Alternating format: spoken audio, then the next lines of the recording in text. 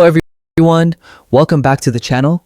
In today's video, I'm going to show you how to use, open, and log into Telegram without a phone number in 2025.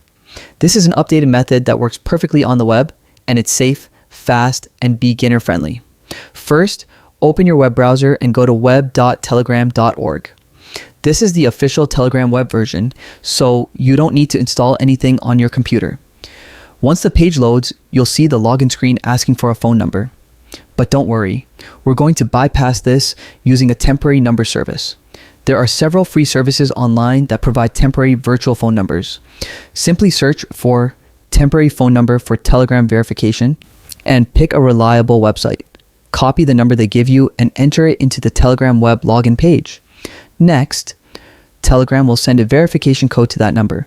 Go back to the temporary number website and check the inbox. They usually show the code within a few seconds.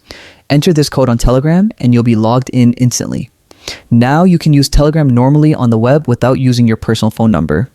You'll have full access to chats, groups, channels, and media sharing. The account works just like a regular Telegram account, so you can send messages, join groups, and even create channels if you want. One important tip is that these temporary numbers may expire, so if you want long-term access, consider using a secondary number or an online SIM service.